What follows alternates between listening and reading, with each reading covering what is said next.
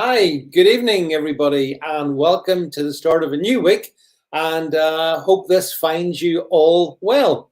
And trust the signal of the stream is getting out there. Do the normal routine, by the way, which before we kick off and we introduce our special Monday night guest. Want you to do the usual. So if you like, if you're watching this on Facebook, share and like it. If you're on YouTube, share, subscribe. Make sure you have the notification bell pressed, because the naughty folks sometimes unfollow us. If you want to follow my other social media channels, they're all down below. You can find them in the description box below.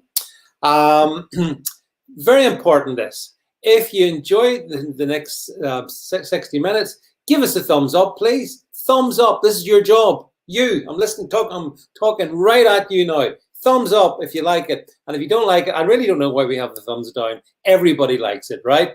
And then last but not least, a couple of quickies. Go to altnewsmedia.net/subscribe and drop £1 in the hat if you want. That's one way to keep alternative channels like this going. So if you do that, and then the other thing to say is, of course, that get your message noticed with a super chat, so you can hit those.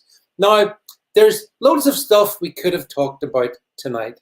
We could have talked about Nicola Sturgeon getting. Oh, what a surprise! Did you see that Nicola was found not to have misled or done anything naughty at all? That came as such a shock to me, that one.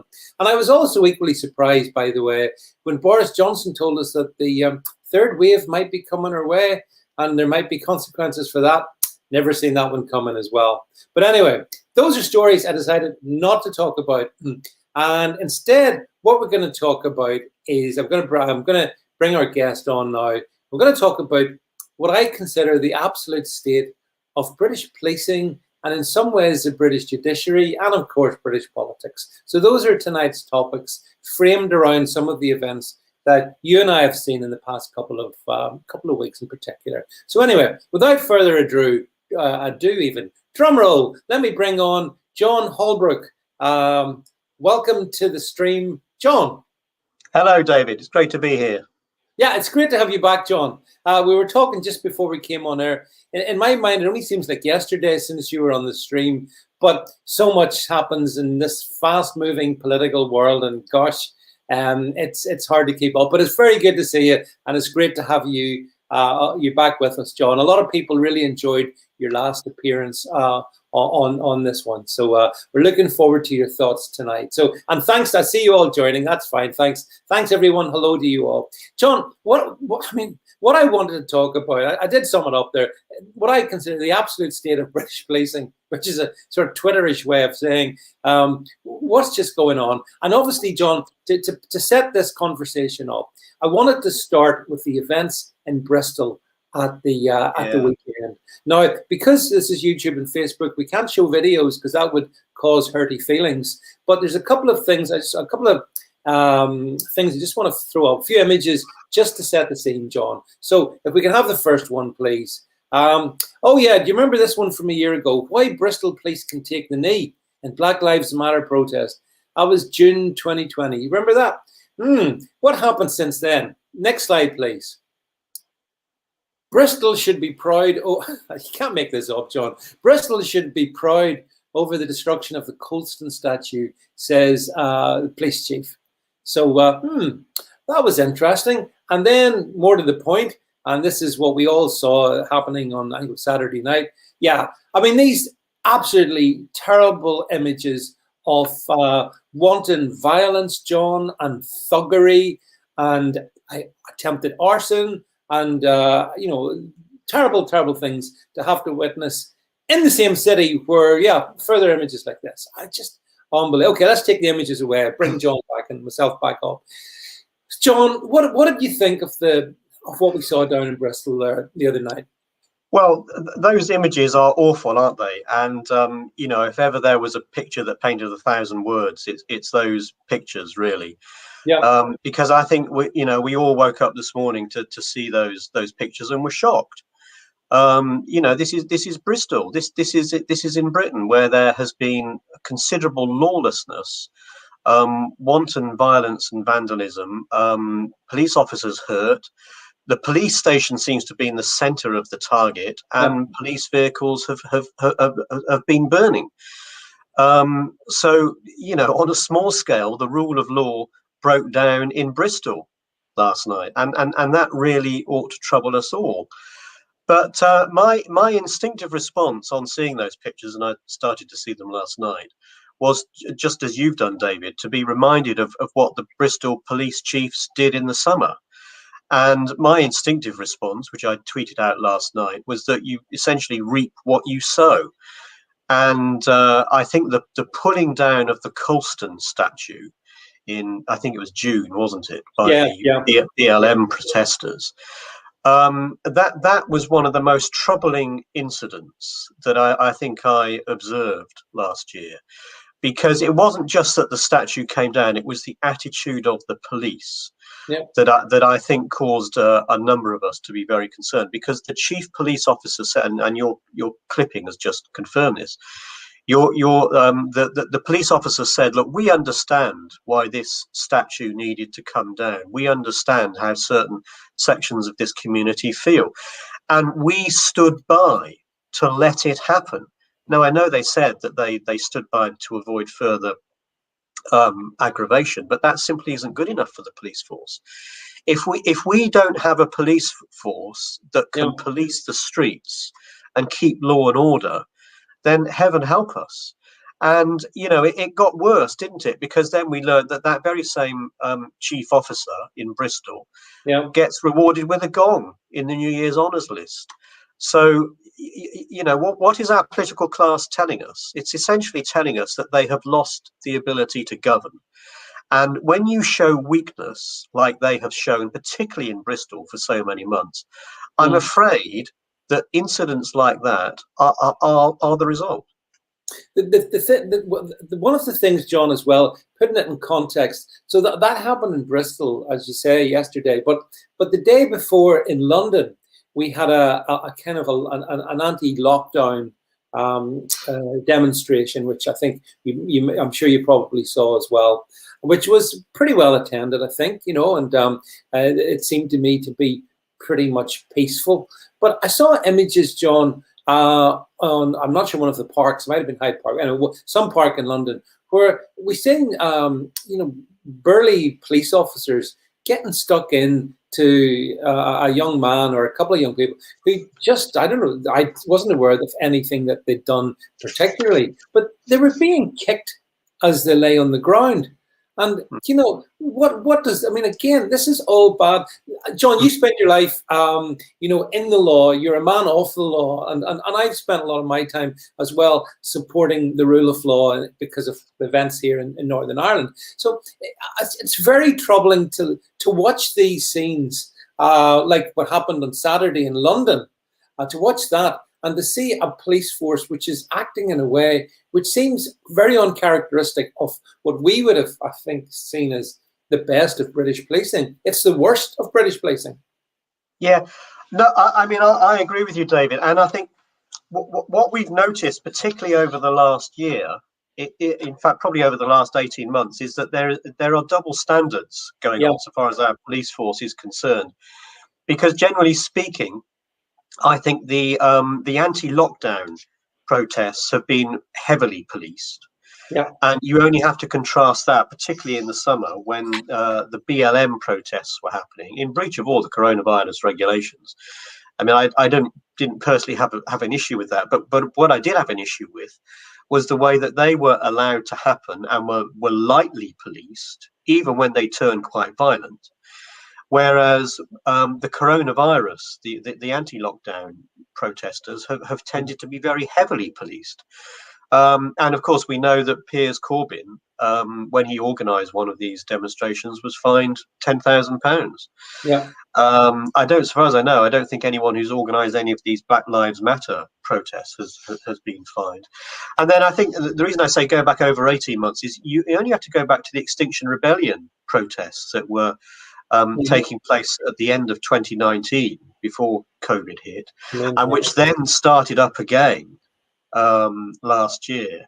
And, you know, they caused considerable inconvenience and disruption Yeah, I remember in particular there was one morning, wasn't there, when a lot of the national newspapers couldn't get their newspapers out because they'd been blockaded by that's Extinction right. Rebellion protesters, and yet the police, on the whole, tended to just stand aside and almost protect them.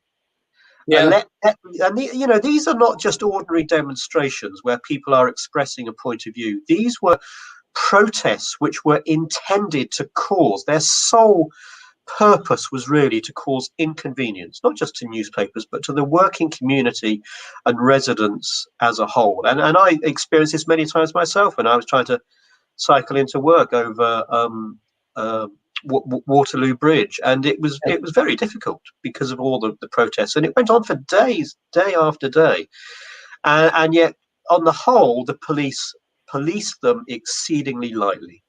they did. I mean, the other thing about the way the police demonstrations is, we saw it, John, in the aftermath of, well, following the murder of the lady in London there about a week and a bit ago. Yeah, And we Sarah saw Everard. Yeah, Sarah Everard. Thank you, John. Following her murder, there were two particular rallies. There was one on Clapham Common, which was policed in pretty, probably quite robustly, but it was in sync with COVID regs. That was on one night, and then the next day they had a rally out in Parliament Green, and that was okay. So, to me, John, this raises fundamental questions about the degrees of latitude which seem to be directed by those at the top. Because I don't think we can't always blame the officers. We shouldn't necessarily. They're following orders, to borrow a phrase. But what the amount of latitude seemed to be incredible. How can it be that one night a vigil for Sarah Everard is deemed just beyond the pale, and the next day, yeah, it's fine, it's no problem? How can that be? Yeah, well, how can it? I mean, if we're all going to have confidence that the law is to applied equally, then it has to be applied equally. And you can't have the police saying that we think that these demonstrations are okay, whereas a different sort of demonstration is not okay. And of course, what I think troubles a lot of people is the way in which the police force tend to be quite woke in their attitudes these days. So, that's why they've tended to be quite light on certainly the Black Lives Matter movement, and also on Extinction Rebellion, because they tend to be much more middle class movements, if you like. Whereas I think a lot of more ordinary people have tended to take part in the anti-lockdown protests. So you can't. People quickly lose faith in the police if they are seen to be taking sides, and I think that should really trouble us all, because if we're going to have faith in the police, which we clearly need to do as a society to maintain law and order, then they have to be seen to be treating all of us equally, no matter what political demonstrations we go on. And again, you see, I think it's worse because the anti-lockdown protests have really just been traditional demonstrations where people are saying, look, we do not agree with this lockdown. And that's exactly what, in a democratic society, that's what people should be allowed to do. Whereas when you get to the Extinction Rebellion protests, they are of a different kind, aren't they? Because they are not really about saying, look, we think this. Those protests are really about trying to force us to act and think in a certain way. They're very much about undermining democracy, if you like, by having a coercive impact, such as I mentioned earlier, the way they stopped those newspapers being distributed. So that's what troubles me, because obviously the right to protest is an important part of our democracy, but it can quickly be abused if it is used to undermine our democracy, which it is when people are using protest in a coercive way. Yeah. So, John, apologies for my abrupt departure from the stream. Even worse than the state of British policing is the state of rural broadband. Let me tell you. Yeah. That's I kept talking. I figured you'd disappeared, but would come back. That's the one good thing about you barristers. You all know how to talk, John. Yet to meet one who hasn't, but that doesn't. But no, I really appreciate that. So yeah, but John, to expand on the point then. So we've seen this last couple of weeks, this kind of the violence that happened in Bristol. We've seen some of the thuggery against the protesters at lockdown. We've seen the contradictions concerning the Sir Everard vigils as such. And it does make me, I mean, do you think, are the politicians really the people that we should hold culpable for, do you think they're the people that ultimately are directing the police? Or do you think the police themselves and some chief constables are just doing their own thing? Well, I think it's a bit of both, isn't it? I mean, I have been, over the last 10 minutes or so, I have been quite critical of various police officers for the partisan way in which they've decided to police some protests more heavily than others. Yeah. But I do think fundamentally responsibility does rest with the lawmakers, those people in Parliament. And I mean, I think particularly with the lockdown issue. I mean, I think what happened with the Sarah Everard vigil, was pretty awful. The way the police went in and manhandled the mostly women who were there. Yeah.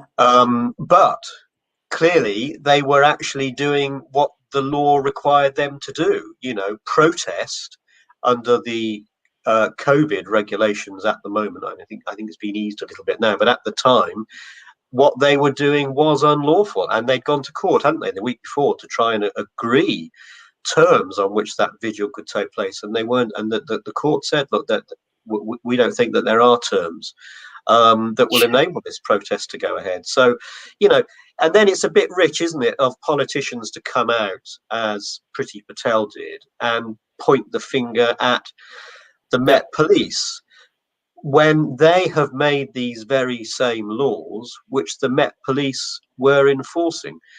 So, yes, I think fundamentally we've always got to point the finger at those who are most responsible, whilst also recognising that the police always have an element of discretion as to how they apply those laws. So that's why I wouldn't let either of them off the hook. No, John, I think you're absolutely right. I mean, I think that for a lot of the ordinary bobbies on the beat and those who are having to sometimes deal with these difficult enough, contentious demonstrations, that to see Priti Patel and actually another one, or London Mayor himself, Sadiq, he was quite quick to hang the police as well on this one. And yet, as you rightly observed, John, they were ultimately only doing, to a large degree, that which the political class had told them to do. And then when the media suddenly turn around and start bitching about it, all of a sudden, like Pontius Pilate, or like Pontius Pilate, they wash their hands off the actions of the police. So I felt a bit sorry for the police, slightly sorry for the police. And I certainly agree with you, John. I think responsibility lies with government. Let's be clear. It's the government and Priti Patel, who has been an absolute, I don't know what had you high hopes of her? Because I did, and I have no hopes of her now. I'm afraid I've never had high hopes for any of the mainstream politicians. I'm afraid. Yeah. I've never voted Tory. I once voted Labour. That was in 1983, and since then I haven't voted for any mainstream party because I don't actually think there is much difference between them. I mean, I think you see it very clearly, don't you, with migration. The Tories always talk tough on immigration. Let's get net migration down to 10,000 a year. And they have never been serious about it. And, the net figures, what was it last year? It was over 300,000. And moreover, and moreover, you look at the daily incursions onto British soil down at Dover in the south coast. And we just know that the government is not doing anything about it, and all these people, I think it's been about 10,000 last year, very few of them even get returned to what is clearly a safe country, namely France, where they've come from. So, you know, I'm not disappointed in any Tory politician, because I've never had expectations in them. Yeah, well, that's a very pragmatic philosophy. If you don't have any expectations, you can never be disappointed. But you know, but on the subject of police action, I say it in of policing. I say it, somebody mentioned it in the stream here. There was an informal beach picnic here in Northern Ireland on Saturday, on one of our very nice sandy beaches, and I was there, socially distancing, of course, and there were police there. So it was basically it was a part of a World Freedom Day demonstration in favor of restoring our freedoms and removing some, John, of the tyrannies that the political class have imposed on us all over the past year in the name of COVID. You know, but it was interesting. I was watching that there were police in attendance, but they were very well behaved. The police were. The crowd was very well behaved. And maybe the fact there was a beach and, you know, there was ice cream vans and stuff, it wasn't really, you know, the front line as such. But I just thought, I watched the police, you know, and they, I thought to myself, well, you know, really, is there nothing better you could be doing? Like, tell me, John, is there no crime in the UK now? Has all crime gone away? And it's just really about making sure people are adhering to COVID regs. I mean, you know, yeah. A barrister should be able to comment on this. What say you? Well, I mean, you know, I hear from, I never actually practiced in crime, but I mean, you just hear from people, don't you, about, you know, they've had burglaries or they've been robbed on the streets. Yeah. And invariably they find the police are not interested. And, you know, that certainly chimes with people's experience. And, you know, when they're not enforcing the COVID restrictions, they seem to be spending a lot of time policing what we say on social media in particular. I mean, I agree with you, David. It's almost like that they don't think that real crime happens, but we all know it does. And I think a lot of people have even given up on reporting crimes to the police now because they know that the police are not interested. Well, one other point I would make about this as well is I don't think the problem here is just with the police. I actually think a lot of our sentencing is, well, actually, there's different stages, aren't there? First of all, the police tend not to pursue a lot of crimes. Yes. Then if they do, the CPS often drop them. And then if they do actually proceed to court and they get a conviction, I think some of the sentences handed out are just ridiculously low. And I think there's a serious problem there. And I would say it's because one of the central objectives of sentencing, as enshrined in law, is rehabilitation. And it shouldn't be. It should be punishment. Great. Because if you make rehabilitation as a central objective of sentencing, then that enables, for example, the offender to say, oh, don't send me to prison, I'll lose my job. And hence I'll lose the stability I have in society. And of course, that's what nearly every offender says. And judges, I'm afraid, invariably buy it. So you often see reported more often than not in the Daily Mail. I'm afraid a lot of other newspapers tend not to cover these issues. But you do often see how people have been given ridiculously light sentences because the judge will say things like, I don't want you to lose the stability you have in society. Well, I'm sorry, if you commit a crime, then you need to be punished. And it may well be that rehabilitation is a beneficial side effect of that punishment, because when you're punished, you have time to reflect on what you've done, and you may well then come out as a better person. Well, John, I completely agree with you. For years, I've argued that, for example, the central purpose of prisons are places for punishment. I have argued that I think prisons should be made such severe places that you never ever want to go back, John. You know, so if you commit a crime, a custodial crime that gets you a custodial sentence rather, and you end up behind bars, it should be so tough that you sure as heck never want to go back. But we've made our prisons, you know, they may not be nice places, but they're not horrible places. And I think, you know, again, this whole kind of, we've got to rehabilitate, which is like creeping liberalism. But I think it's manifest across the whole well, actually the policing and the judicial system from top to bottom. Absolutely. I mean, I agree with you 100% there, David. And what I would add is that I think that human rights laws has done a huge amount to undermine prison discipline. You might remember a few years ago, there was the so-called book ban that was challenged in the courts. Well, it wasn't really a book ban because prisoners were quite able to borrow from their own prison libraries. They could get whatever books they wanted. The reason why the government wanted to stop people bringing in books is because books were being used to smuggle in drugs. But you know, our laws are such, and our judiciary is such that perfectly reasonable measure taken by the minister was declared unlawful. And you know, the human rights laws have done so much to damage the ability of prisons to actually punish people by celebrating or elevating the rights, so-called, of prisoners. I mean, we know from the celebrated case of prisoners having the right to vote, which now a tiny number of them do. But I mean, it's not the tiny number that matters. What matters is the fact that human rights laws actually couldn't see that there was nothing wrong with not just depriving a prisoner of his liberty, but also as a consequence of that, depriving him of the right to vote. And that's just illustrative of the sorts of problems that that the government has had to deal with. And you know, consequently, and this I do know about because I used to do a lot of civil cases that involve people who came out of prison.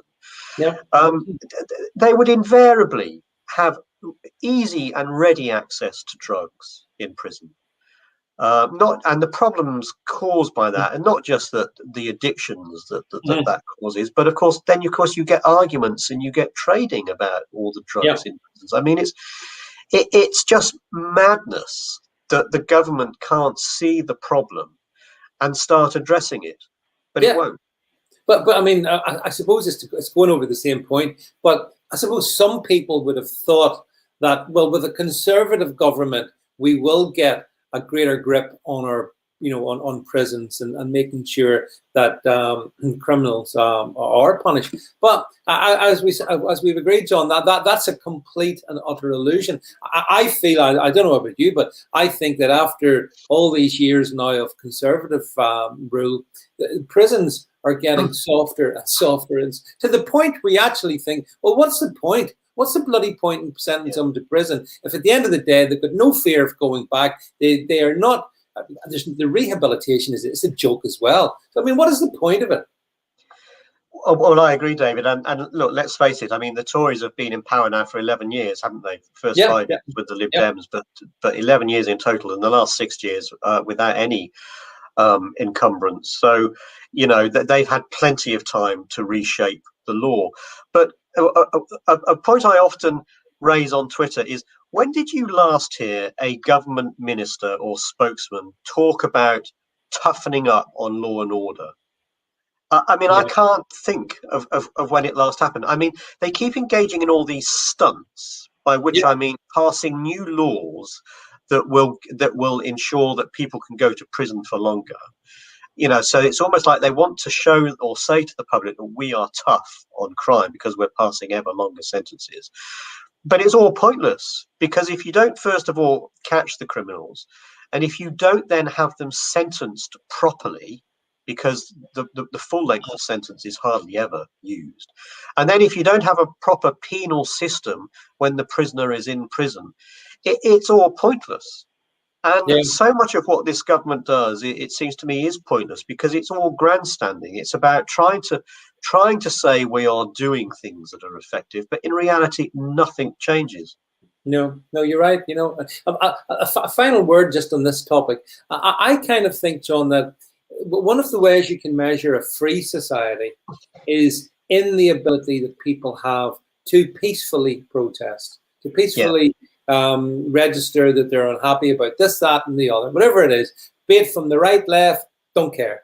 But that's the measure of a free society.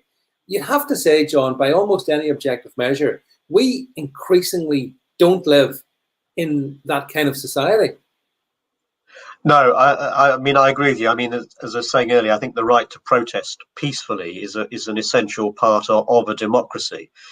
And what is it? It's a year tomorrow, I think, since the first coronavirus laws were imposed. So basically, since the lockdown was imposed.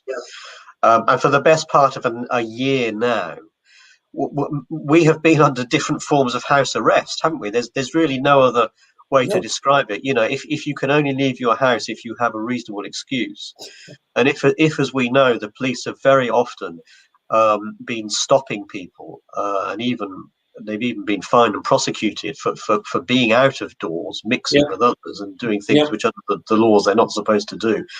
Then that doesn't speak well, does it, for our democracy? And I think that really is quite chilling. The only sort of rider I would mention to that, though, David, is, and I suppose we're perhaps thinking about this now because of the police and crime bill that's going through Parliament. Is that I do think there may be one or two issues where the government does need to amend the law to deal with public order matters. I'm thinking particularly again of the Extinction Rebellion protests. And I have in mind here the fact that there was a legal case just over a year ago when the Met Police did stop the Extinction Rebellion protests from happening, and they imposed a London-wide ban. Which they can do, or at least they thought they could do under the Public Order Act. But then a couple of weeks later, that went to court, and it was declared unlawful. On the grounds that because of the disparate nature of all these different protests, you couldn't impose an across a London-wide prohibition. So when you have problems like that thrown up, then I think there's certainly a need to address that issue with possibly new laws. But again, the government, which is passing through the police and crime bill, which has very, very sweeping measures that can be used to curtail demonstrations, and it hasn't explained the justifications for any of them, it seems to be. And I suspect that's because in a lot of respects the justifications aren't there.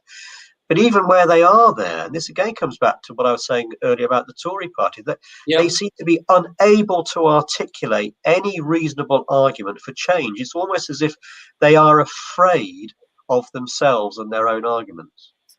No, I agree. I mean, the articulation of anything by this government seems to be gone missing in action. I mean, it's quite obvious to me, John, that this Johnson regime is possibly the most authoritarian writing over civil liberties that we've had in my lifetime. I don't remember anything like this ever happening.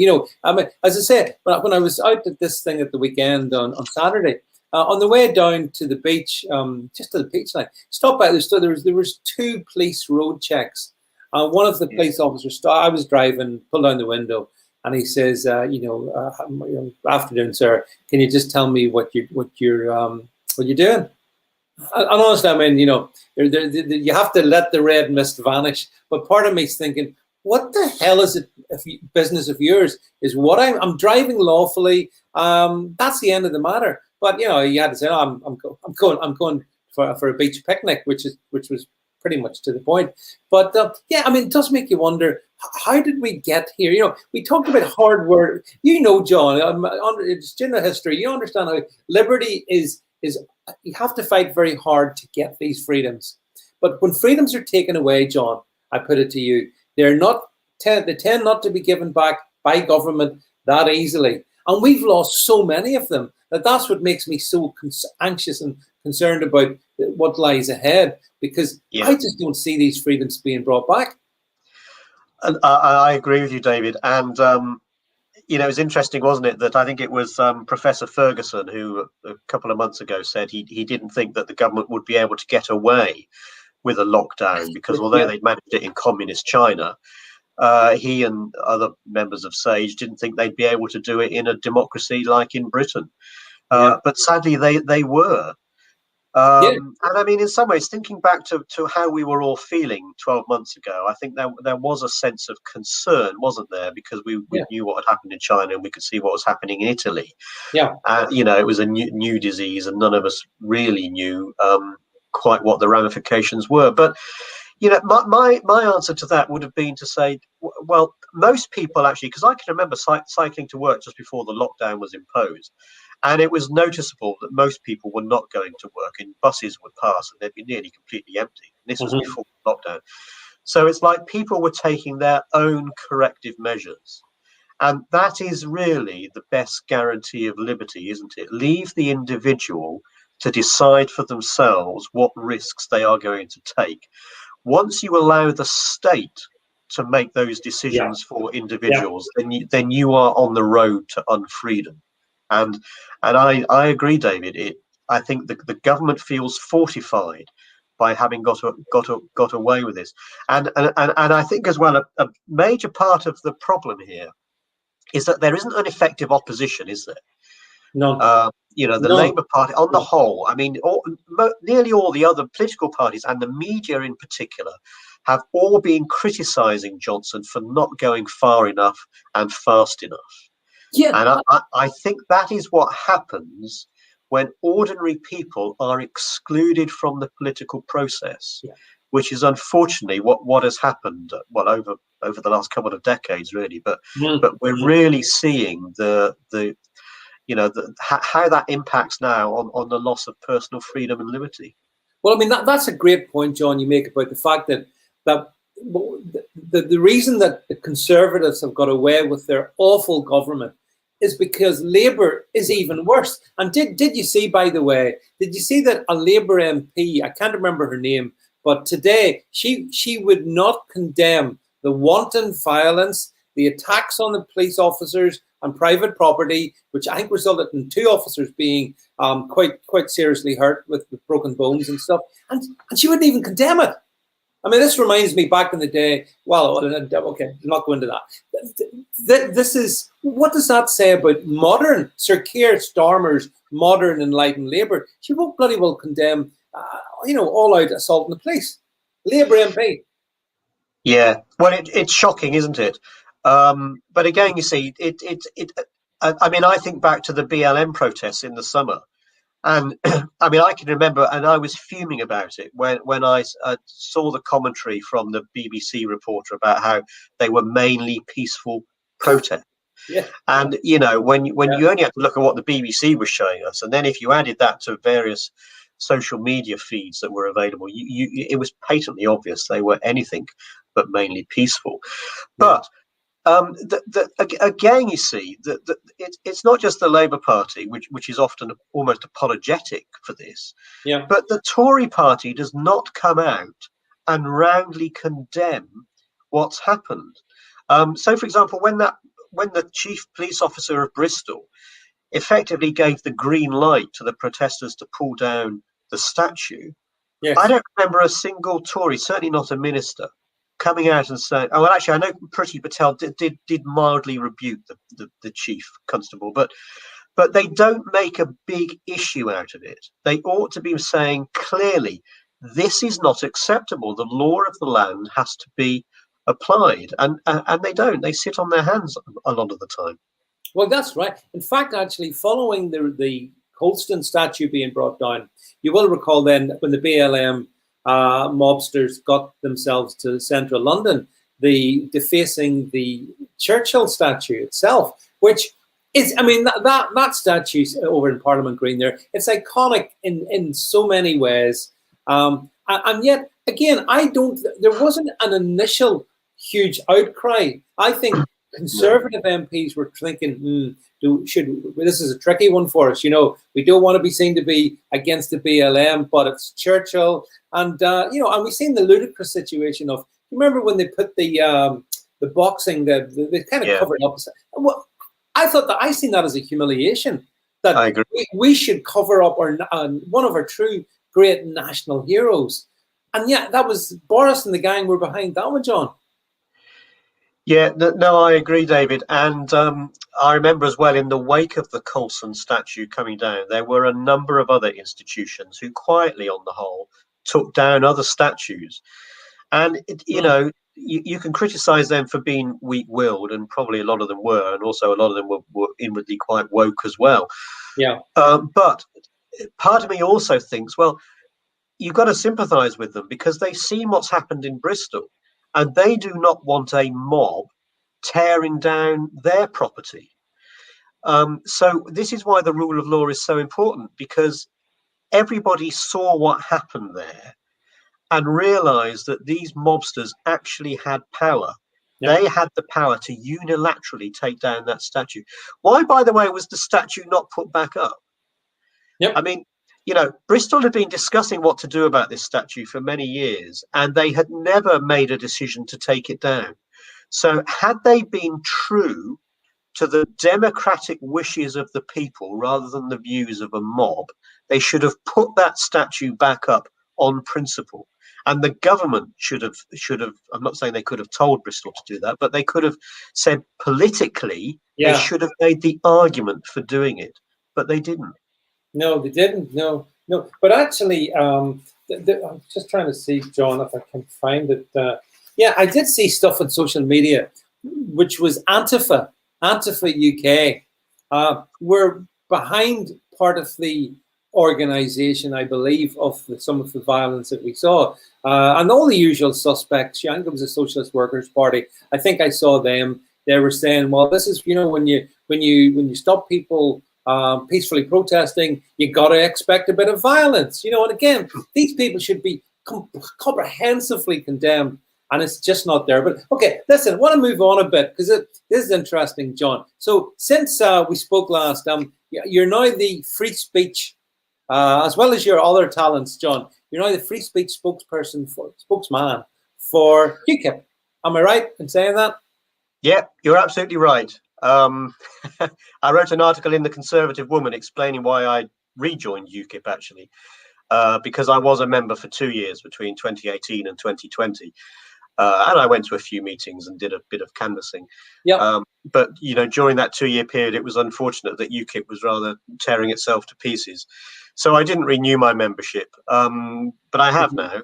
And I was supported by Neil Hamilton when I was being cancelled as a barrister, and I greatly appreciated that support.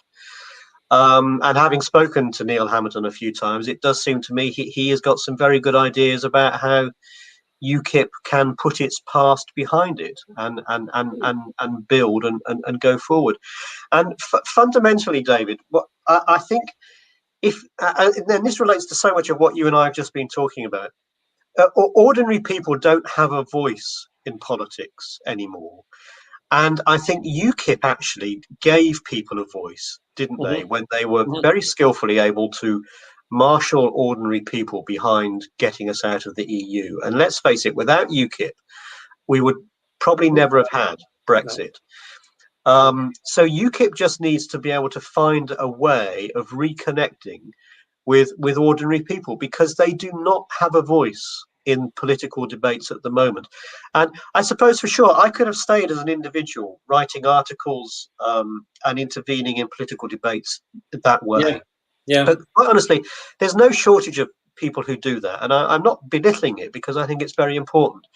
But I actually think there are probably too many people who do it, and not enough who actually get involved in trying to build a party and a movement that can bring about change. And I think America is a very good example of how you can bring about change with a party and a movement, much as the Republican Party and Trump's MAGA movement has been able to do. And unless we can build something like that in this country, then I fear the worst for us. Well, John, I interviewed Neil Hamilton about, I think it was maybe 5 or 6 weeks ago. He came on and we had a very pleasant chat.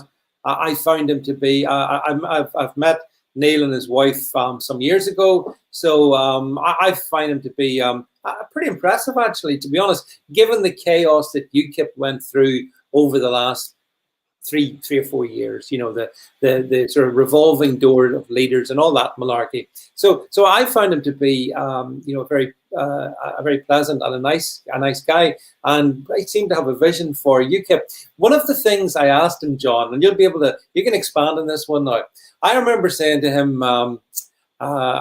Neil, I just seen on the social media that Katie Hopkins has joined the party. Do you think you'll have a role for her? And being the good politician that he is, he said he couldn't possibly comment on that. And then the next day, or later the same day, actually, out came the word that Katie was on the shortlist for London. She's #1 in London, isn't she? I think, Katie.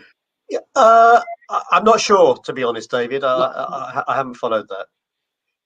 Yeah. Well, the thing about it is that, from my point of view, that aside, apart from the fact that Neil Hamilton could have told me an exclusive, and didn't. Neil, if next time you come on, I'm going to talk to you about that. But no, London to me is a great one, John, on a serious note, because London sums up all that's worst about Britain and maybe some of the things that's good about Britain. Certainly its past and all of that. But London under Sadiq Khan has become, a savage land in many parts of London. And crime has spiraled out of control, John. We've seen terror attacks in London. I mean, there's so little not to like about London, and yet here we're going to have elections to the London Assembly. And do you think UKIP can, in this kind of crucible of political activity, do you think UKIP can perform in London, John? Well, yes, I do, and I certainly hope it does. But look, you see, look, there's only room for one populist party, if you like, and I hope that becomes UKIP. I am troubled. I was troubled actually by the Brexit Party when it set up. What was it, about 2.5 years ago now? And I was troubled by that because, apart from the fact that did actually a huge amount of damage to UKIP, I never believed in a party that didn't have members. And I think a lot of people have overlooked this problem. And now it's rebranded as Reform UK. It still doesn't have members. Anyone can click a box to say they want to be sent information. And that's as good as it gets. You become a supporter or a follower, but you have no say in the organization whatsoever. So the central problem that I want to address, which is how to engage ordinary people, is most definitely not going to be addressed by what is now Reform UK. And neither is it going to be addressed by Reclaim, Lawrence Fox's party.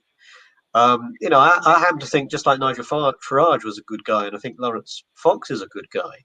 Mm-hmm. I like a lot of the things that Lawrence Fox in particular has been saying, particularly in his willingness and ability to challenge the woke. But I don't think you can succeed without members. You have to be a sort of bottom-up party which has strong branches, and those branches decide who their representatives are. I mean, again, you see it in America. Trump was only able to achieve half of what he achieved, wouldn't have achieved half of what he achieved if he hadn't had a movement that was backing him. Because the political class, the media class are very clear about how they want to stop ordinary people having any influence over policy, and you can only overcome that if you involve those people. Well, you see, that's an interesting point. Now, I agree with that, John, but then there's a question I want to ask you. Trump achieved, I think, an awful lot because he melded the MAGA movement onto the GOP, the Republican Party. And even though in some ways that was an uneasy marriage, and it's still uneasy, I think because the Republican Party is it's a swamp creature party, but the MAGA party movement is a populist movement. And rather than, some people thought, John, that whenever Trump lost the election, honk honk, we're on YouTube. Whenever he lost that election back in November, a lot of people thought, well, maybe he'll go and he'll start his own party, but he hasn't. He's made it clear. I mean, he's absolutely clear that the way forward has to be this alliance of populism and right-wingism. So therefore, John, I put it to you, if you follow that logic, is the way forward not creating a third party like UKIP, or trying to reinvigorate UKIP? But it would not be better for UKIP to somehow get back into bed with the Tories, kind of like MAGA-like, and change it? What do you think? No, I'm dead against that. I just don't think it will work because I don't think the Tory party is anything like the Republican Party. There is no real democracy in the Tory party. And this was, let's not forget, this was Mm, what was tried just a few years ago. I mm. think it was Stephen Wolfe, wasn't it, and Aaron Banks who set up this blue wave, or supposedly they were going to have a blue wave to get all the UKIPers and Oh, others yes, to that's right. Yep. Yep. infiltrate the Tory party. Well, it failed at first base because the Tory party refused to let those two become members. So, Yeah. so Yeah. that just shows how the Tory party will protect its own interests. But let's be honest, even if there were 20 or 40,000 UKIPers or people of that persuasion who join the Tory party tomorrow, they would have no say over who their representatives are. Mhm. The Tories, Conservative Central Office always controls who becomes Oh, its yeah. MPs, It and does. it is a Yeah. through and through establishment party. So that's why I think the Tory party has to be defeated. It really does, and it needs a party that can do that. And Well, again, you see, that's why I didn't agree with what Farage did when he stood down. Autocratically overnight, he decided to stand down mm. all his candidates where they were challenging sitting Oh, yeah, that was Tory horrific. MPs. Yeah. Yeah, I Yeah. mean that simply showed that he was only ever interested in putting pressure on the Tory party, not in supplanting it. And that's a very good point. Yeah, I remember. I'm sure I'm on record saying it. I was horrified. I could see it coming, though. It was you could there was a pressure put on him, and he folded. But yeah, I agree with your analysis 100%. Actually, just out of interest, can I ask the stream as we're chatting, John? If anyone does anyone in the stream think that the Reform Party, being the well, I was going to say the Farage party, but it's not. It's now the Richard Tice-led party. That's an interesting one. Does anyone think this party has any chance? Just drop your comments as we're chatting here. But I have to say, John, like there's this Hartlepool Westminster by-election coming on May the 6th, and you've got Labour choosing an incredibly bad candidate up there, which we're not go into. But and then you've got the Tories putting up. I don't know if they're putting up the same person. And then you could Tice apparently eyeing up Hartlepool. Man of the people, Richard Tice, will be going up to that northeastern location to spread his easy charm. My concern is this: the Tories will win Hartlepool, and that's going to fortify what I consider to be the Johnson tyranny. And it's so depressing, the prospect. I don't see the Reform Party having any chance. Do you, by the way, either up there or anywhere else? Well, it's hard to say, isn't it? I think in 2015, UKIP came second in Hartlepool, and I think in 2019, Richard Tice came Third. second, didn't He he? came third. Was he third? Oh, sorry. Third. Okay. Pretty close. He Um, was a very close, credible third, John. yes, that's right. Brexit. Yeah, Yeah, yeah. yeah. But I think I'm right in saying UKIP did come second in 2015, which was, of course, Right. UKIP's best electoral performance. So I think that shows how the people of Hartlepool, and let's face it, Hartlepool is not dissimilar from many other towns, many other places actually outside of London and the southeast, and where, to be honest, they are heartily sick, aren't they, of both Labour and the Tories. Mm-hmm. And I suspect if one of them gets in, then it's only because they think they are marginally less bad compared to the other. And, you can only sustain that approach for so long. It's not good for our democracy if people are only voting for a party because they think they're slightly not quite as bad as the other. There has to be a proper, credible alternative that people enthusiastically support. And I think that could be UKIP. Well, I do. I agree with that. I see actually we have someone, John Newell, who's in the Reform Party, who's on the stream, and John's a good guy, but he doesn't know how the Reform Party will do. For me, the way I see it, that sort of UKIP became, certainly with the Farage thing anyway, the Brexit Party took its clothes, took its votes, and then the Brexit Party essentially, like Monty Python's dead parrot, has ceased to be. And it's been this Reform Party, which is some decent ideas, just like UKIP, just like the Reclaim Party, just like the For Britain party. But as is pointed out by somebody here, have we too many, John? Are there too many of these kind of parties? And all it does is just salami slice that particular vote. What do you think? Yeah, no, I agree with you. I think there are too many, but you see, so I think there's at least 3 or 4, maybe more parties that are all, broadly speaking, fighting over the same territory, namely to be the proper alternative to the Lib Lab cons. Yeah. And only one of them will ultimately survive. But you know that you won't be able to get those 5 to agree. No. And you know, I happen to think that UKIP. I'm not saying it's going to. I don't know how it's going to perform. They have said they're going to stand a candidate in Hartlepool. I've no idea how UKIP might do, but I hope it does well. But if it doesn't, I suspect it's probably going to be because there's a bit of media interest over Reform UK and Reclaim because they're both newish. You know, they've got a lot of money and they're both quite media savvy, but I don't think they'll be able to sustain it. And I think the building of an alternative party is a long-term project. And as I say, it's not even a project that Reform and Reclaim are even seeking to engage in. Yeah, I think I did a stream on Friday night past with Anne-Marie Waters, For Britain leader, who's a very capable and able lady as well. And again, I find when I listen to UKIP, when I listen to Reform, Reclaim, UKIP, there's very little, I find very little to disagree with. It's just me sort of, it would be wrong for me to say there's any particular ideological, differences.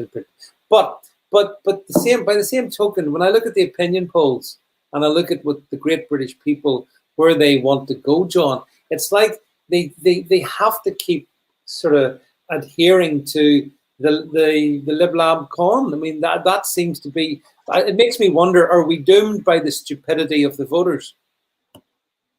I've got a 2-word answer to that, David. Keir Hardie. The point is exactly the same could have been said over 100 years ago, couldn't it? When you had the Liberals and the Conservative Party. But they weren't fit for purpose. The political machine was not fit for purpose because you had an emerging working class and they needed to have representation. And so Keir Hardie set up the Labour Representation Committee, which then became the Labour Party, and they overtook and basically kicked out of British politics the Liberal Party. You know, that took many years, but that's exactly the same sort of process that needs to happen now, because it's not so much the working class which is excluded, unless you want to define the working class in a particular kind of way.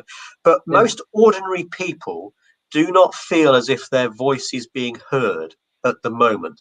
In fact, we know that the political class is contemptuous of most ordinary people. That is a situation which cannot last. Yeah, I mean, absolutely. The existing political establishment is horrified by the ordinary people. I mean, the fact they've been able to lock them down for a year must give them great pleasure to stop them from being able to go out and say what they actually think. I'm sure that's right.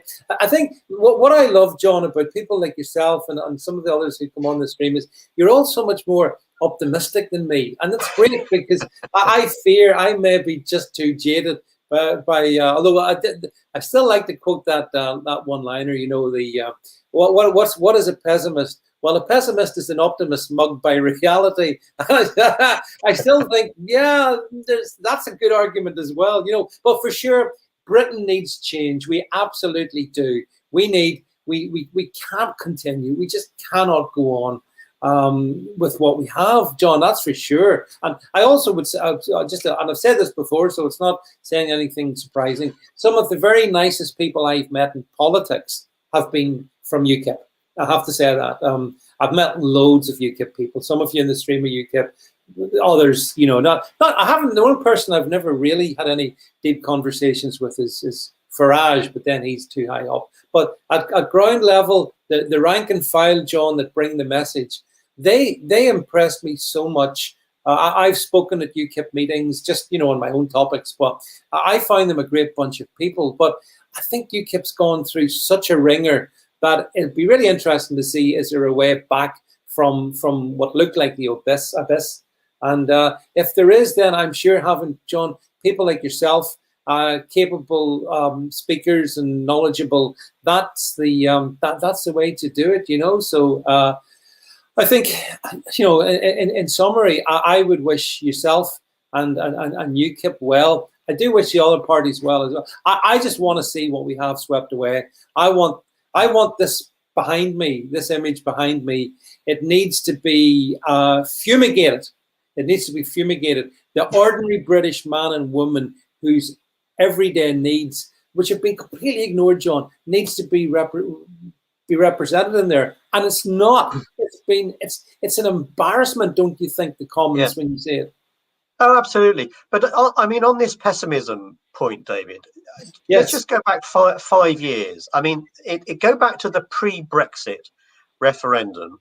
Back before Trump.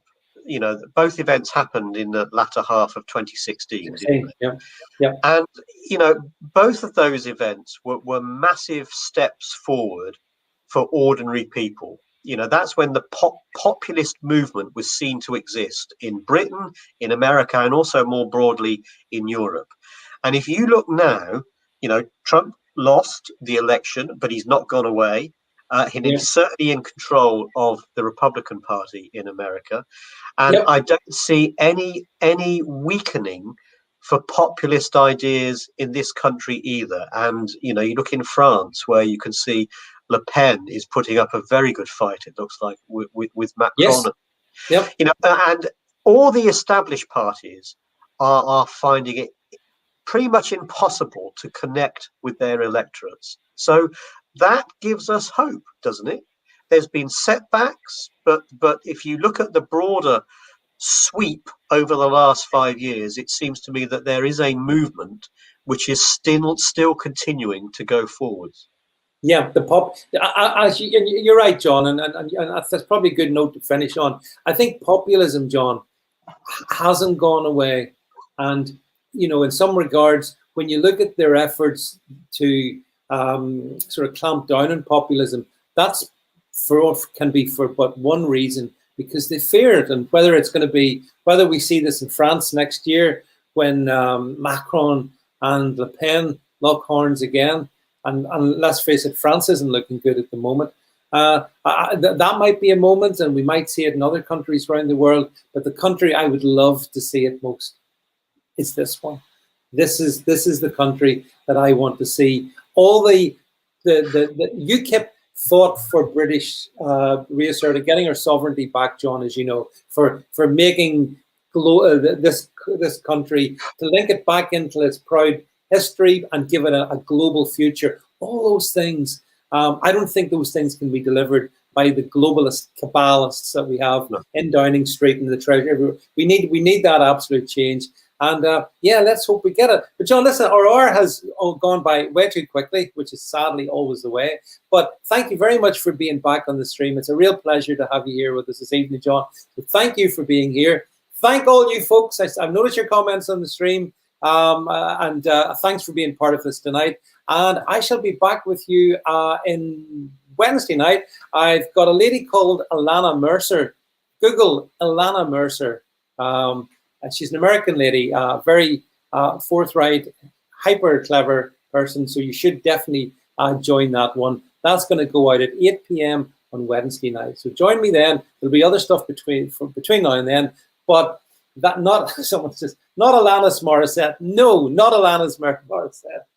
Alana Mercer. ILHANAMERCER. You'll see the thing. Anyway, yes, Alana's really good. You'll enjoy that one. Thanks for being here anyway. That's enough for me. Cue exit. We're done. Cheers. Bye. Bye.